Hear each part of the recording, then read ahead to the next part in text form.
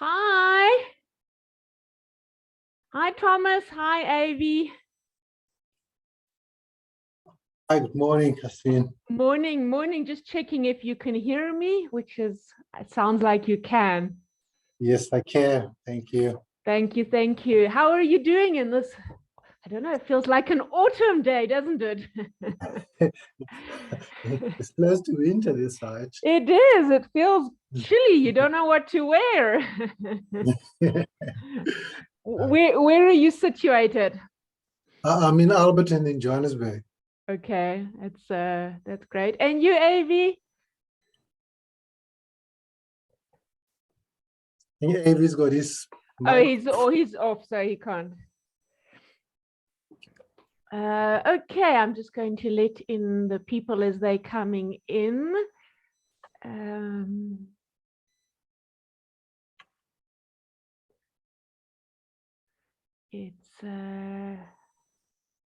There we go. So welcome as we're going. So yeah, why don't you pop something in the chat box that tells me that went well this week today for you? What went well this week? Bit of a different question. So I'm going to put it in there. You can start having a look at that and let's get some conversation going there. And I'm going to just carry on letting in the people, and then we'll start at 10 sharp. We've got quite a lot of registrations, but let's see how many people do come in the end. You know, always last things pop up.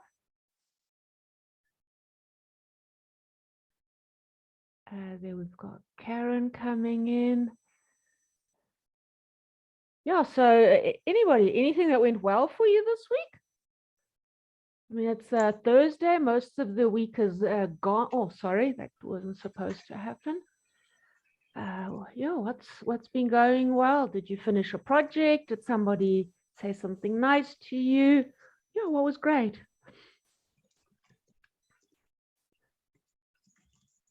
Do you have to think about it? On what really went well? Morning, and welcome from Cullinan. Hi, Karen. I guess a bit of a cold autumn day there as well. Oh, sorry. It's a beautiful day here in Cullinan. Okay. It poured with rain yesterday. I think we had 60 millimeters of water. Oh. But it's great because everything's, it was looking as if it was turning brown, but everything's still green. Oh, that's fantastic. So I'm not complaining at all. We've got 90 kids coming to the farm. Yes. For camp, but they're coming in 3 batches of 30 and they arrive on Friday. So lots of excitement happening in preparation for them. Oh, that sounds fantastic. Lots of, like, kids are so a joy of bundle and energy, isn't it? Absolutely, lots of energy. And they love being outdoors. So I'm really excited about your webinar today. 3 tips to develop your resilience, because I don't understand resilience at all. So I'm looking forward to the session. Well, let's see what we can do with that. Yeah, so great. So Thomas, welcome from Alberton. Nice to hear from you. I think we had some nice gentle rain over in the evening, but just feels nippy this morning. Okay, let's give it another 2 or 3 minutes. Take the time to settle in, grab that last warm cup of coffee and or tea, whatever your preference is, and settle in. Yeah, for an hour of personal education or learning that hopefully we can impart for you. So just waiting for some last people to register. Not to register, actually to sign in. So what does anybody anybody, or what is one thing you're hoping to walk away with from today, besides the 3 tips to develop resilience? But what is there specifically you'd like to get out of today?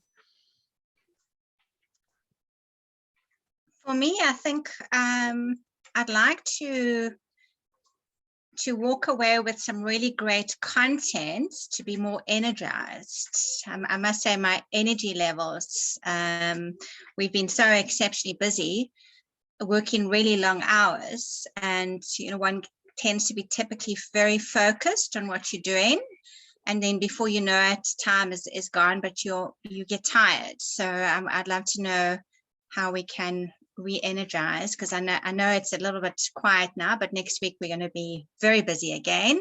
Okay. And that's my team as well. We're all workaholics, so we tend to work long hours, and then you just get drained. Okay. So anything to recharge would really be great. Okay, so let's see how we can get that in, because that covers a little bit of self-care and rest and recovery, but we need little snippets of it, and hopefully maybe on the weekend and with the kids you can get it. All right, so somebody joining us from Johannesburg and just got their 3rd jab, so I hope you don't feel under the weather or too sore with it, for having gotten that. And then Kugasan, welcome. I'll give it another 2 more minutes and then we'll start. But anybody else, you can put it in the chat box, I don't mind. What is it you're looking to get out of this concept, or this very trendy word of resilience?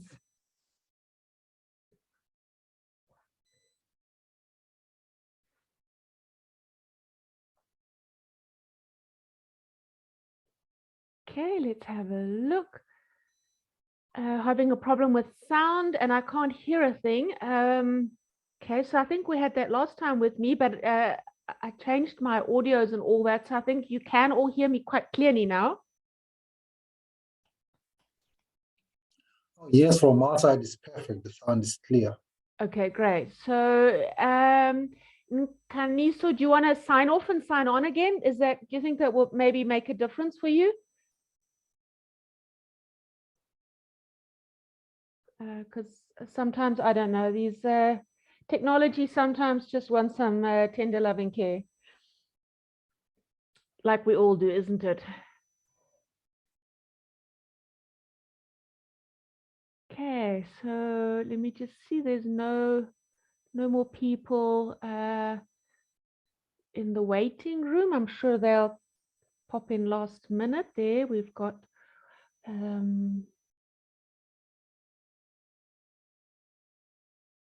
another lady joining us, so welcome. Sorry, I'm just trying to pull up my file on my iPad, which I'm not able to do. Okay, so anybody else, what are you looking to get out of today? It's always great to go into an hour to have an idea of what you want to walk away with, or to find an answer to. Maybe you've got an answer that a question is the thing to get an answer to. Okay, let's have a look. Okay, everything good now. That's fantastic. Glad to hear it. Okay, so it's top of the hour on my side. So I'm going to start, and if others are joining, that I'll let them in. So I'm going to be focusing on the waiting room as well as getting started here. Okay, so welcome to 3 tips on developing your resilience. And I know, like Karen said earlier, what is resilience? And I hope I can maybe bring it across today a little bit, or just scrape the surface on it, on what it is. But it really is, again, one of those super trendy topics in the workplace. And it doesn't matter if you are an employee, a leader, a team lead, if you need it in your, if you're busy getting employed or want to do it for your personal development, we right now need resilience more than anything. And the reason is that we are just continuously having to adapt to change. The whole time life is moving exceptionally fast pace. It's changing a lot. There's a lot of uncertainty, and all of that is wearing us down. It's literally just wearing us down, and we do need the resilience for that. So I'll kick off with a quick introduction for those who were perhaps not at the last Enshrine Learning Academy webinar that I held on emotional intelligence. Here's a very quick intro. So my name is Kerstin Jatho. I run a consulting business called 4 Seeds Consulting, where we primarily focus on coaching and training. So our passion is truly to create happy and high performing teams. So for us, the whole concept of having people to flourish is literally what excites us. And it's my personal belief and philosophy that we've been put on this planet Earth to actually thrive, to achieve our optimum, and not just to function, not just to have same old, same old. So that is really what I believe in. But the challenge with that is most people have never experienced them being at their best. They just know what it means to be okay and to function. So that's where I often come in, either through coaching or workshops, and go, let me help you reach your potential, or even start having conversations around it. Okay, so that's me in a nutshell. Today we're going to look at what are some three practical tools around resilience, and you can apply these both in your personal as well as in your professional life, because resilience is one of those things you are interested in and you can pull through in all areas of your life. However, it is a behavioral skill. So anything that involves learning a new behavioral skill is like anything you've learned in your life. It starts off exceptionally uncertain, many wobbles, many attempts, until you consciously practice it over and over again until you start becoming a master of it. And perhaps the analysis or the analogy I want to give you, it's thinking back to when you were in grade 1 and you were learning to write. It was the most difficult skill you were learning at the time. You practiced those A's and those B's over and over. They were wobbly, they were horrible. You erased them, you rewrote them, and you thought, I would never, ever be able to write. Well, a year later, you were able to write that alphabet. And this is the same process. It's continuously practicing it, repeating it, and doing it until you start really making it part of your personality. However, as adults, it does take a bit longer because your neurons in your head are no longer that flexible like when you were 6, and they do take even more conscious effort. So when you do embark on a soft skill behavior or learning, you need to bring in another 2 components, and the one is kindness and compassion towards yourself, because it's going to be that continuous practice. And some days you're going to be rock stars at it, and you're going to be so proud of yourself that you did it. And other days you're going to go, oh, I did it again. But that's part of the journey. Just alone having this awareness of, oh, I'm learning and I'm not learning and I'm improving and this is what I want to do, is part of the process. Okay, so I want to see if I can get this poll up, and here it is. I'd like you to just have a look and answer this quick, brief question, and it is on I tend to bounce back quickly after hard times. Would you say you strongly agree with that statement? You agree, you neutral, you disagree, or you strongly disagree?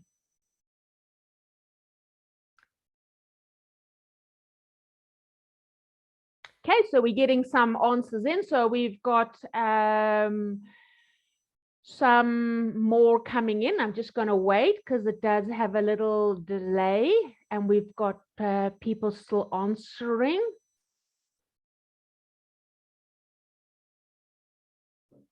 Okay.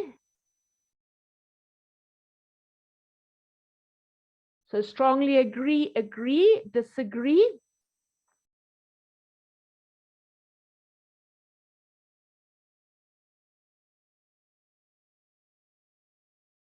Okay, so we've got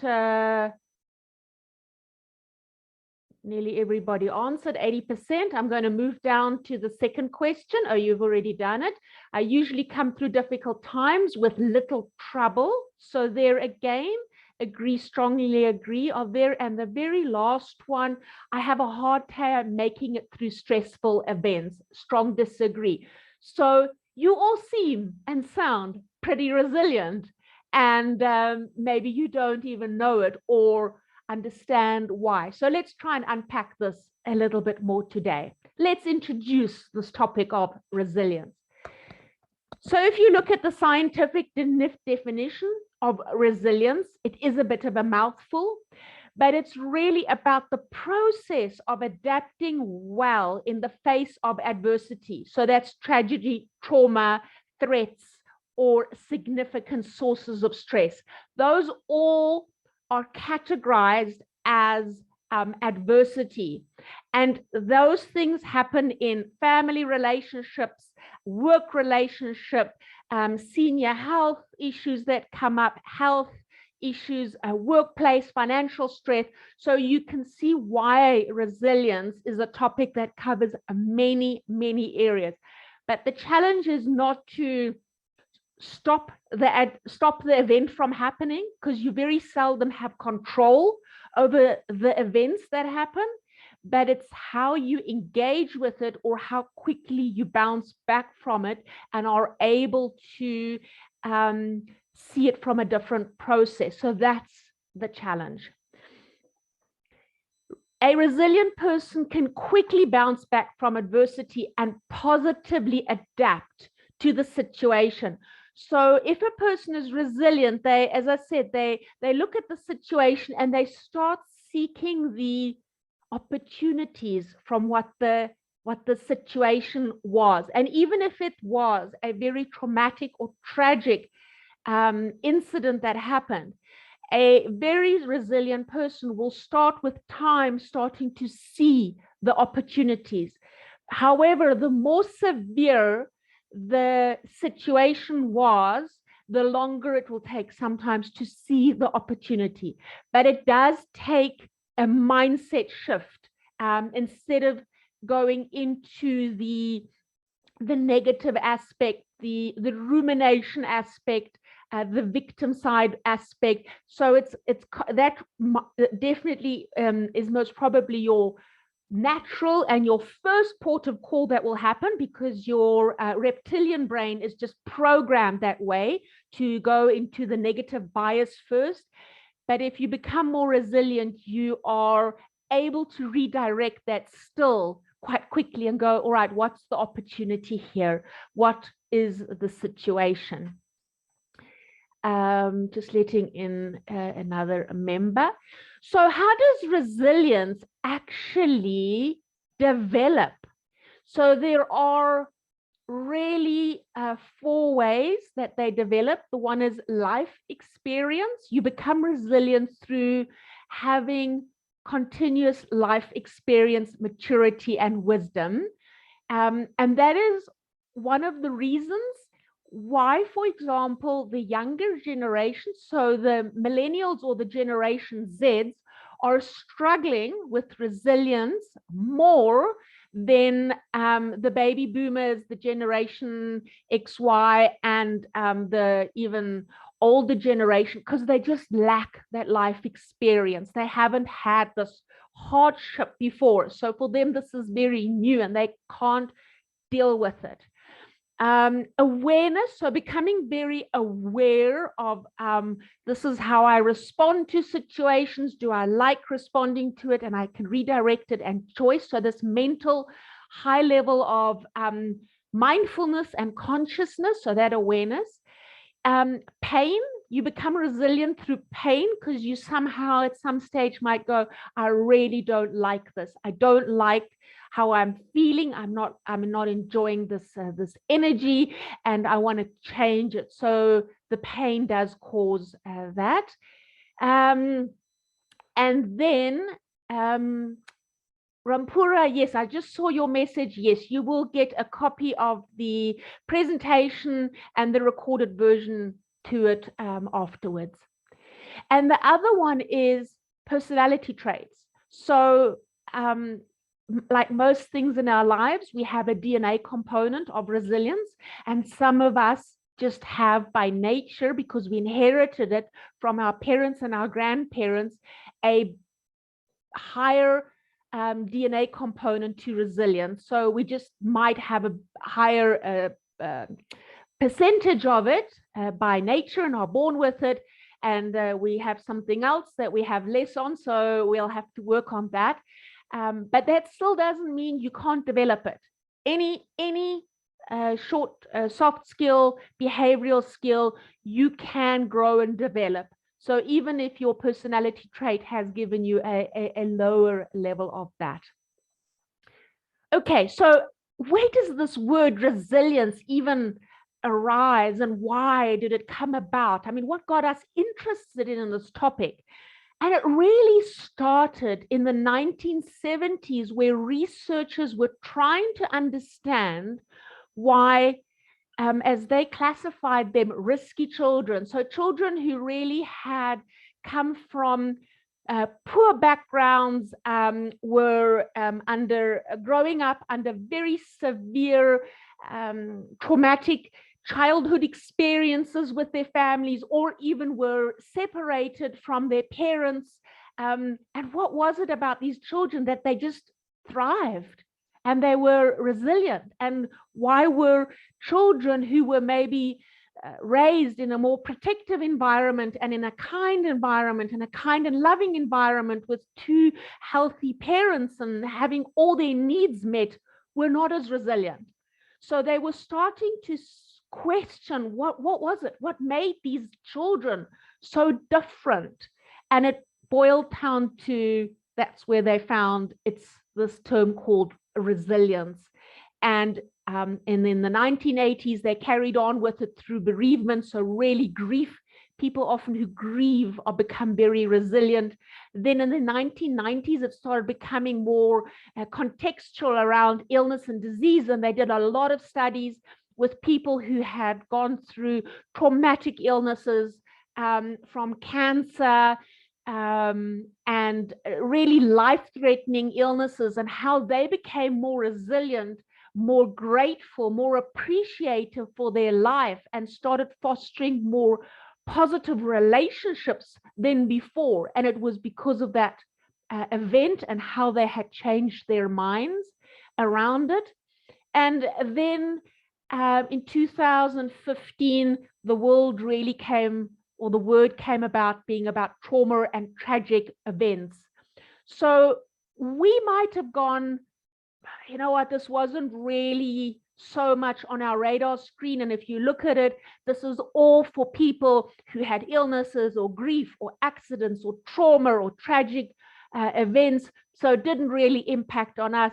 But since 2019, resilience has impacted you, because you are experiencing either traumatic events, like these big, either you've become ill, you've lost employment, there's financial stress that's happening, or there are lighter adversity things that are happening all the time and the frequency is what's wearing us down. So you are experiencing this, and that's why resilience is now becoming more a day-to-day conversation. Here are some scary statistics we don't like to look at, but if you embrace on becoming more resilient, you are able to buffer more against mental illness and depression and all these things which are increasing dramatically in the last 2 years, and I don't think we have even remotely seen the plateau of what is happening. So right now, I mean, and this is 2002 and 2001, these figures are exceptionally old already. I mean, I'm sure if we would get new data in, these numbers would be showing a much higher trend upwards. I mean, we right now have an estimate of 23 people committing suicide every day. And this is not attempted suicide. This is actually completed suicide, if I can call it that. And that's 2020. By now, that figure is already increased, and unfortunately hits the younger generation harder again right now. It's impacting them harder. 32% unemployment rate with a 46% unemployment rate amongst the youth. So we know those figures. I guess they're even higher, but we know unemployment is exceptionally high in South Africa, which is causing a lot of distress, people not coping with life, financial distress, mental distress, emotional distress. So, you know, everything that leads to burnout and mental disease. And the one item that does buffer against it is resilience. Let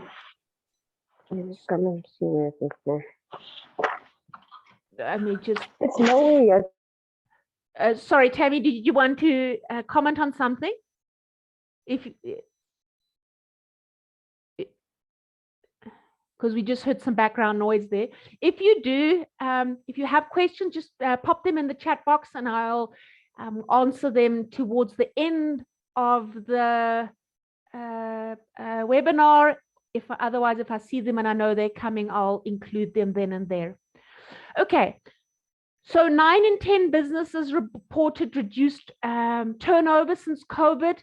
Those numbers, again, are not surprising to us. I think a lot of businesses have been through dramatic survival modes and have either managed to just scrape through, or some unfortunately had to close down. Right now, I think those numbers are settling down, and hopefully the curve is turning positive, that we're picking up on productivity and turnover. 14.7% of people are recording mental health issues, with 12.7 sick days. That is a figure from 2021, and that has definitely increased substantially. I mean, mental health has become the biggest workshop or topic within organizations, because it's starting to impact employees significantly, and organizations are becoming aware that they have a moral and ethical responsibility to support their employees, and not making it the employees' challenge only to worry about their mental health. 78% of people are close to burnout. I would tip that close to 85 actually right now. And burnout is when you are just absolutely emotionally and mentally exhausted. And I'm sure in the last 2 years, you have encountered that kind of an energy without even realizing that you were heading towards burnout or are in burnout, because you just at that stage where you can't take it anymore, you can't give anymore, you are on empty. You've just depleted all your energy. And that is one of the key things resilience does, is it buffers against burnout, because burnout is exceptionally costly.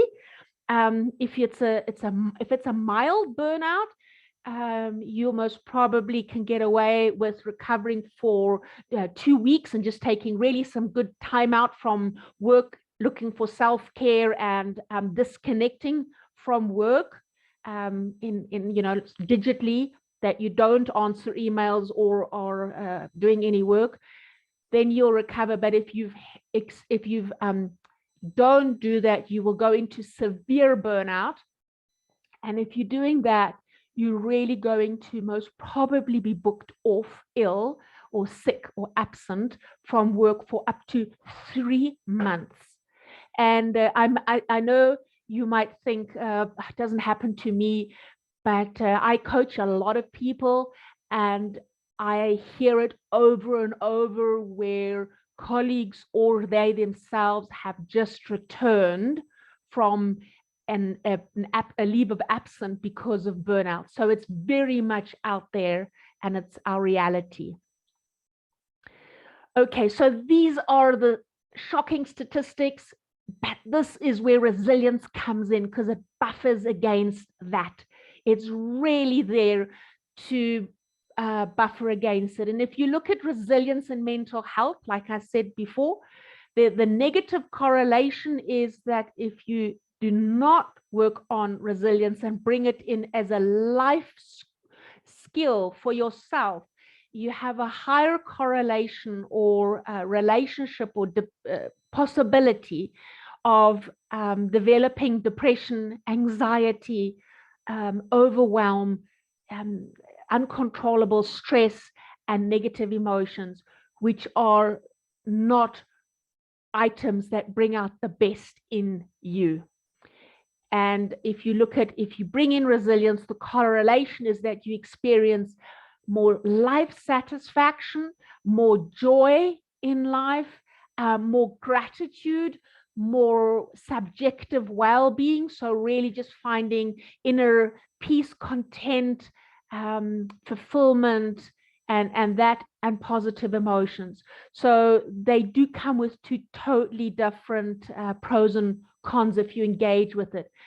And if you want to ever learn resilience, because it is, I know, something that's very topical in organizations, where a lot of workshops are run in organizations to help employees become more resilient. If you have to, or if you are invited to attend any of these workshops, use them, but always think about do it for yourself first. Always learn any of these life skills for yourself, because it is a life skill, and we haven't learned these life skills. Nowhere in our schooling, education system, or anything are we taught how to cope with life. So we are taught a lot of academic things, but nowhere are we taught all these people skills, or even skills to be kind and gentle and compassionate towards ourselves. So it doesn't matter if it's resilience or emotional intelligence or mental health or finding my purpose, or positive communication or building positive relationships, all these very topical topics that are happening right now. Those are all life skills components. Okay, so like I said, resilience buffers against mental illness, burnout, and emotional exhaustion. But it does take time and practice. So if you do start, remember you're going into grade 1 with a little book, a little notebook and a pencil with an eraser, and you're going to do this over and over. And so be kind with yourself. So resilience matters in the workplace for 2 key reasons. It affects your personal performance as well as your work performance and your outcomes. So if your performance levels aren't where they need to be, I guess, you'll quicker than what you think, will go into a performance review, or getting support, or getting downgraded, or being overlooked for a promotion, or all of these things. So as much as organizations are empathetic or supportive to challenges that you are experiencing in your personal life, or not coping with stresses, there comes a time where they will have to move on. So that is the hard reality. So the resilience keeps you there to go, okay, let me stay on top of my game. Okay.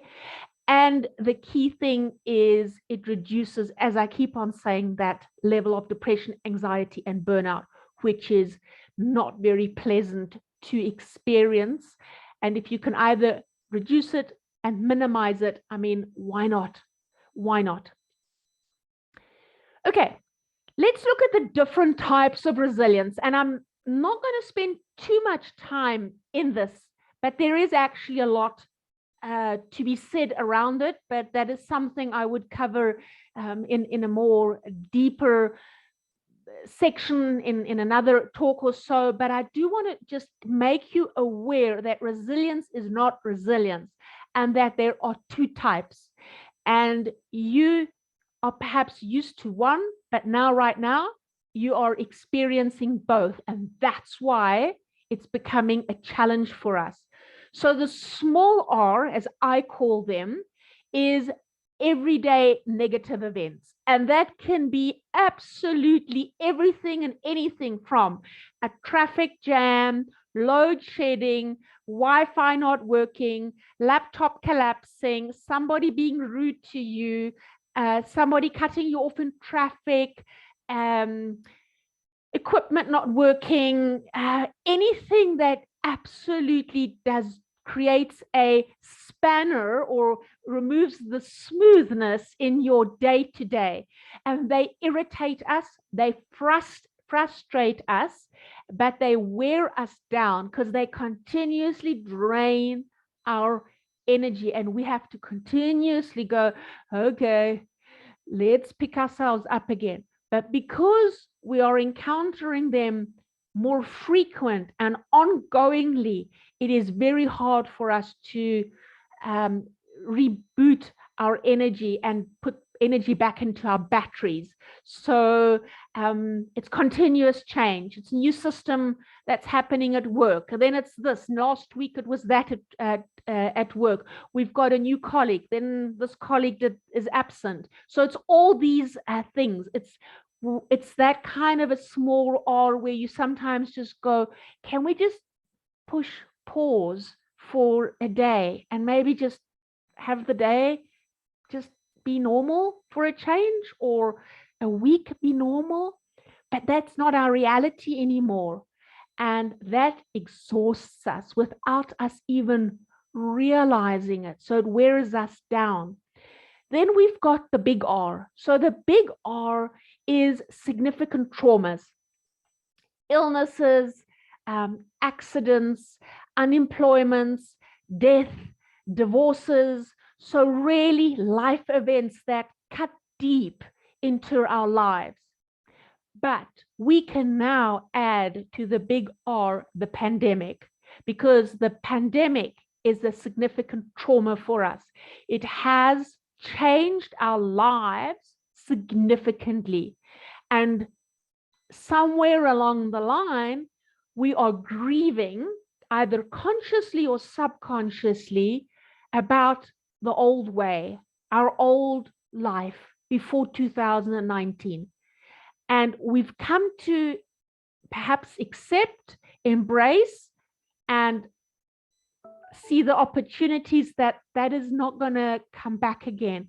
But we are grieving that somewhere that old 2019, 2018 isn't coming back anymore. And that's change again for us. And some of us are adapting to it more than others.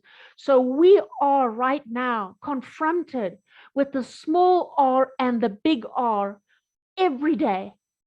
And it totally drains us. And we need to learn to buffer against it, because otherwise you're going to go into burnout.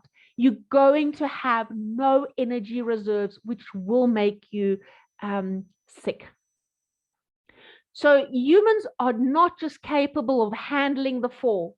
We all have falls and we all capable of getting through them.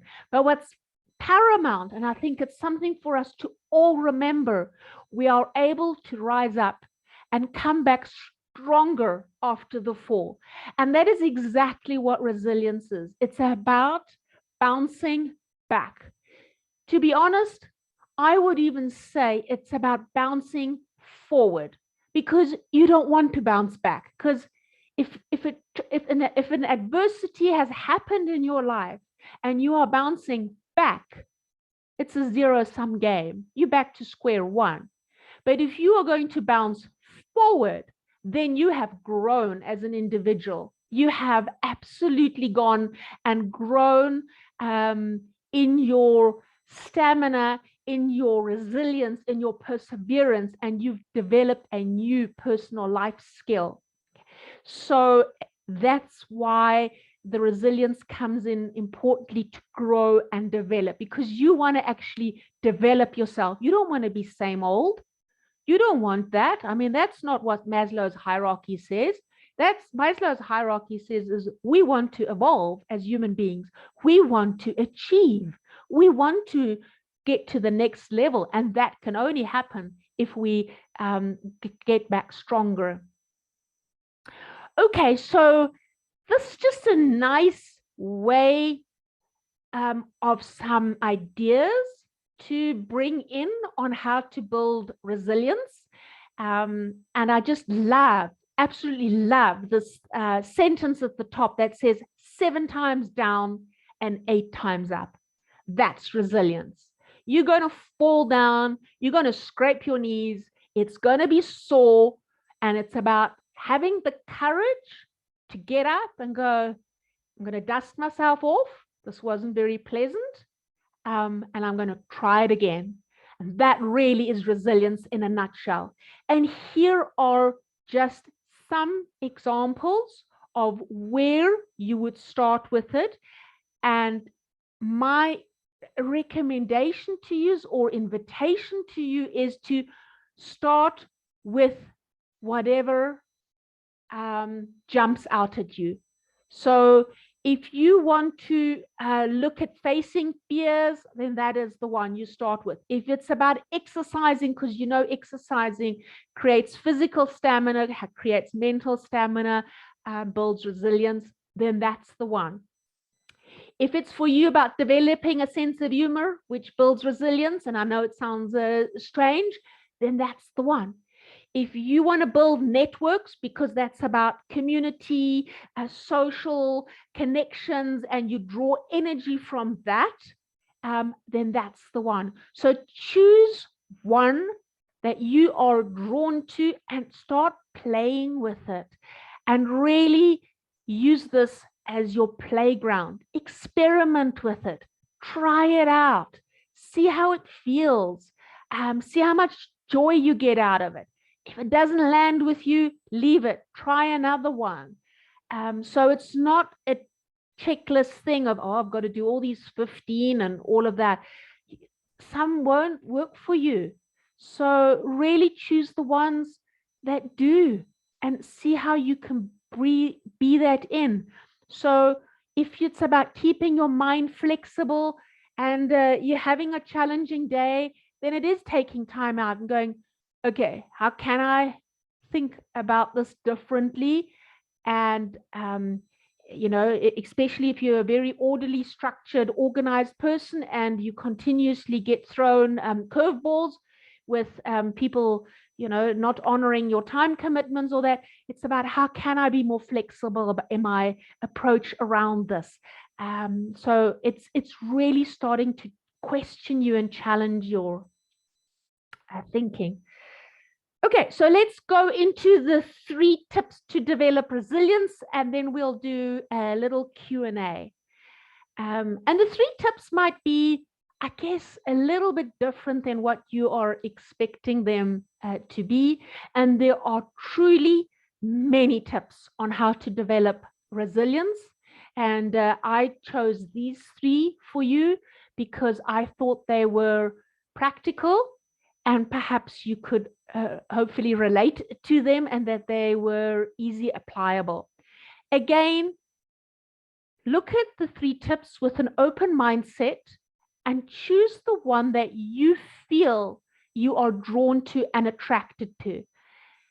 Play with it for, I would say, 2 to 3 weeks, and then either move on to the next, or if you really like it, stick with it, but really then develop it to that level that you've mastered it.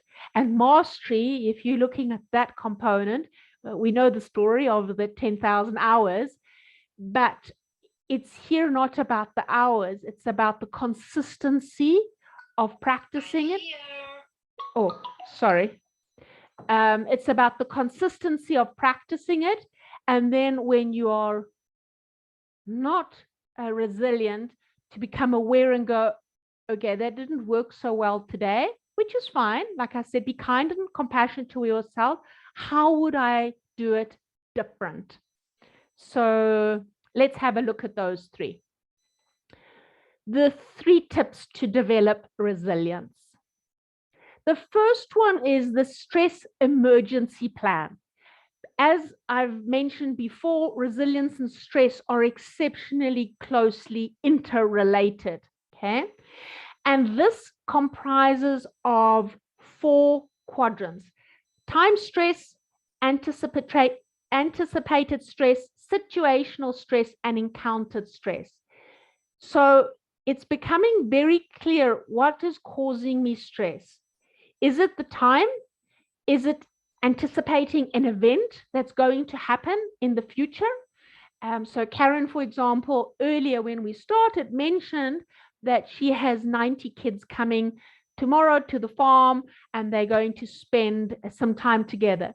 So she might be in that stress component right now because she's anticipating an event, and it might cause excitement, but as well as stress in having gotten everything together at the same time for tomorrow, like timed to the T.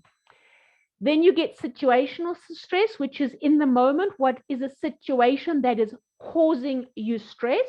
So it could, for example, be a upcoming conversation in a performance review, or a conversation that you need to have with a line manager or an employee where you know it's that.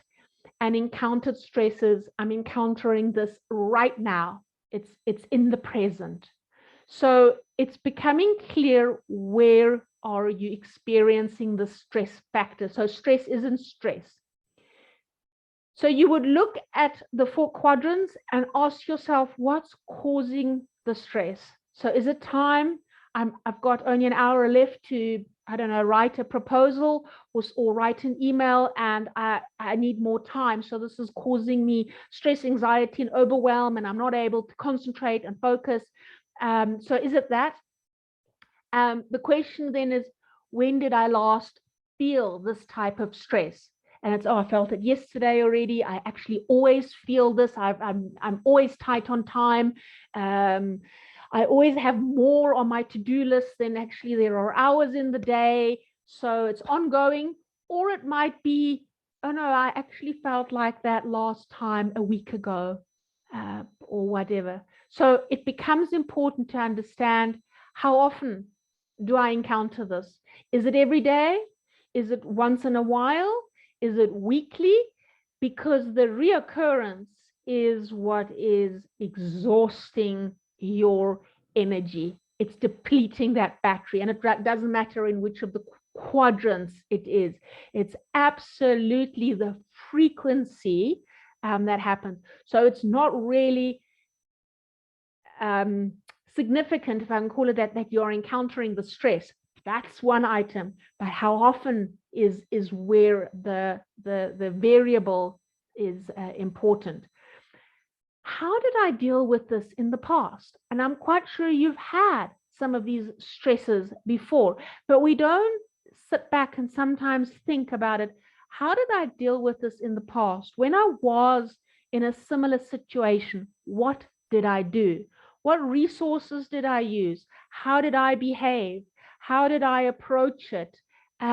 We just go on to autopilot, and just sitting back sometimes and thinking about it for 5 minutes or 3 minutes is, oh, that's how I did it in the past, and that's how I'm going to do it going forward. And that's where we often reduce our stress and obviously also manage our time. And then what resources can I utilize? Can I go and speak to somebody? Do I have to establish this by myself? So really tap into the resources. What strengths do I have? And really, what time components do I have? What financial resources do I have? So really start unpacking it a bit, because again, there is your solution. And if you go against that, you will reduce, well, you'll have a stress emergency plan on how to deal with it, but that helps you build resilience, because you become clear, you know how to deal with the situation, you proactively think about it, and you most likely are going to see opportunities, and you're going to turn challenges into opportunities. That process equals resilience. So this is one plan to apply to build resilience, or tip. The second one is in the moment. And it might not work for everybody. So this is more for the kinesthetic kind of people. So it's not for everybody. I'm very aware of that. But you're talking here about your senses. So you start off with the situation has arrived, something has caused you distress, whatever it is, and here you are reducing the stress or the adversity by getting your mind to focus on something totally different, because your mind can't do two things at the same time. I know we believe it can, but it can't. We actually cannot multitask. It doesn't work. So your brain can't be thinking about something and doing this at the same time. It doesn't work. Eventually it will say to you, what do you want me to do? I mean, it's the same as trying to think about a problem and actually breathing 3 times in and out very deeply. Your brain will go, what now? Do you want me to breathe, or do you want me to think about this? So you're jarring your mental monkey mind, if I can call it that. So that creates a cut into that rumination, that worrying, that overthinking, and again then brings in that fresh energy for your brain to go, right, let's look at opportunities here. Let's take brain down to neutral to start seeing it from a different angle. So you start off with one thing that I can taste. So you can close your eyes when you do this activity. So it would be, what is one thing I can taste? So you've got to really go and concentrate on your tongue and your mouth. What are 2 things that I can smell right now? So you move up to your nose and go, okay, what am I smelling right now? Is it this? Is it, what scent is it? So really tuning into that. What are 3 things I can hear right now? What am I hearing? Because we become so accustomed to all these things that we don't hear, see, or smell anymore. It's all mindless happening there. 4 things, what can I feel? So now you've got to go into your body and actually go, what am I feeling? What are my shoulders like? What are my jaws like? What is my chest like? What's my gut like? How is my back like? Where am I feeling pain, discomfort, tightness, irritation? So it's really getting into that. And what are 5 things that I can see that actually I enjoy or are special? Because our surroundings, we're so used to them. We don't even see stuff anymore. So this puts a total spanner in it, and is a very, very quick practical tool to go from mindless to mindful being unconscious and unaware to aware, and centering yourself and putting that my head back on neutral, and then starting to think optimistic, opportunistic, embracing challenges. You can do this for upcoming meetings. You can do this for upcoming conversations. You could do this for fun, to start a team workshop or even team conversation. And it's really just something very practical to use. But as I say, it's not for everybody. I know that. Right. The last one is benefit finding. And this is a key exercise in building your resilience. It's very often called the reframing activity, because again, here it's about identifying the adversity and then consciously reframing it. So name the experience that's causing you distress. So be clear, learn to articulate it. So I'm stressed because XYZ happened, or this is happening. How has this experience changed you? Well, it's made me feel very tight right now. I'm snappy, I'm irritated, I can't concentrate, I'm procrastinating. So what's happening for you? What has the experience taught you? So in retrospection, well, you know, I then don't deliver my best. I become rude to people. I don't take self-care. So what are you learning about yourself? Okay, so that's putting like a mirror in front of you and learning to be brutally honest to yourself. And that, I think, is always hard. How has the experience made you better equipped to meet similar challenges in the future?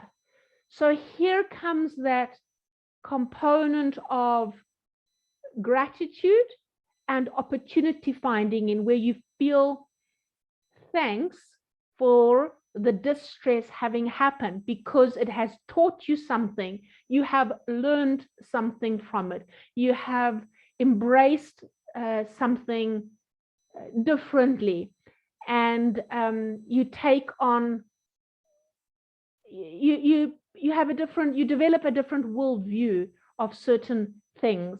But again, you need to sit down with these questions. And then, how do you feel this experience has grown me as a person?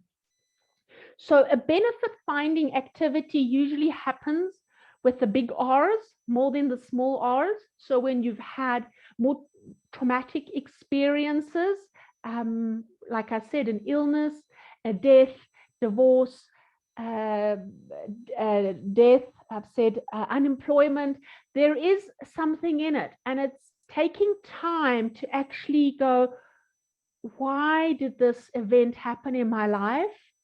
And what can I learn from it? And what is the benefit from it? It takes time, because sometimes the situation is quite impactful. And sometimes you can do this on your own, and sometimes you can't. And you will need professional help to get through this. And if you do manage to find the benefit from a big R, we call it post-traumatic growth, and it just changes you significantly as an individual. You just grow, you become so resilient. It's that resilience, you all can relate to that picture where there's always like this cracked, muddy soil, and there's one little flower growing out. That's this kind of thing. I must admit, I mean, I've gone through it personally, through a traumatic experience, through a car accident. It's painful, it's unpleasant, but it is the most gratifying thing to do, to get out and be stronger at the end. So I just want to pre-warn you on this, but you can do it on lighter things as well. Okay, so the main takeaway for today is that everybody can grow and develop and embrace your resilience. So it's not just for special people. You don't have to be at at a certain level or a certain age or anything. Anybody who wants to learn to become resilient makes that decision and goes, I'm going to grow this and I'm going to utilize this and I'm going to put in the time and effort, but I'm doing it for me so that I can cope better with this very turbulent, very fast moving world we are in. And it's not going to slow down and it's not going to change. We are going to have this ongoing speed and change happening. There's going to be continuously new normals going to be created. And the more you have developed coping skills with it, the more flexible and adaptable you are with it, where it doesn't have such a huge blip for you. It's a little, oh yeah, okay, it happens. So you don't have big swings, if I can call it that.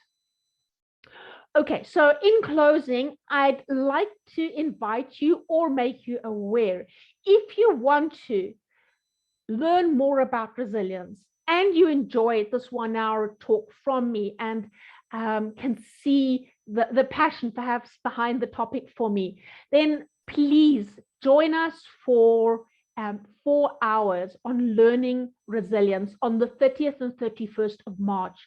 We will have them for 2 hours on the 30th and the 2 hours on the 31st from 9 till 11. So that always gives you ample time to just, check those emails in the morning and then do some self-development work for yourself. And then you've got the rest of the day free. So it's suited that way. Plus you've got a night to sleep over it. And what you will get is it's an online learning. So it's like this. You'll get a workbook with it, a PDF workbook, where you can read up about resilience in case you want to read up about things or you didn't follow something, and it will have activities in it, exercises, assessments, questions for you, so it becomes practical for you. So like the poll we had in the beginning, that's just one thing. And as I say, it's 4 hours of online learning. The topics that we'll cover, you'll get an idea as we'll introduce resilience just a bit deeper. We'll go into way more depth on the different types of resilience, so the big R and the small r, the interrelation between resilience and work, the benefits of it, your personality type and resilience. So who is more resilient and who not? And then we look at the pitfalls, like why do we trip up on resilience? Like what are the pitfalls we all somewhere, somehow fall into? And then the 5 practical tools. The workshop normally costs 1,650 Rand for the 4 hours. But for the Enshrine Learning Academy, we've dropped it and reduced the price to 1,450 Rand, and for 4 hours of training, that is honestly exceptionally cost effective. And if you are interested, please drop me a mail. We'll get you registered and start getting you onto that. Registration closes quite towards the end of March, but if you want to take up the special, we would like you to please let us know by the latest of next week, Monday. Thereafter, it goes back to the old price. So we've spoken about this. Sorry, it was a duplicated slide. So we've got a few minutes left, and I'm happy to answer any questions that you have. But in the meantime, here are my contact details. If you need them, you've got my email address. You can look at the website, and please go ahead and follow us on Facebook and LinkedIn, where I am very active also on creating videos for leaders and business owners to discuss all these type of hybrid workplace topics. So you can always get a bit of information on there as well. So hope that you do connect with us and help us build a tribe of growing more positive organizations where people come to work and are happy and can thrive. So it would be great if you can help me honor my passion even more. But yeah, let's see. You will get the handouts. I think I've mentioned it. The recording will be sent to everybody who registered, so you can go and listen to it again. Just give us about 24 hours to do that. Just we need some operational things to happen on our side. So you just that you know, you'll have it by the end of Friday, at the latest Monday. But we'll send those out to you. And yeah, the floor is yours. Are there any questions, anything that you've learned today that you didn't know, that sparked your thoughts? So I'd love to hear from you.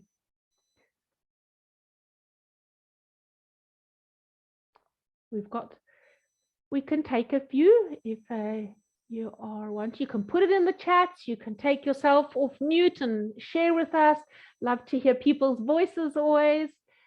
Thank you, Karen, for your kind words, and getting lots of thanks, which is lovely. Seeing some old faces again and old names, which is always nice. Hopefully we can do another talk soon on another topic.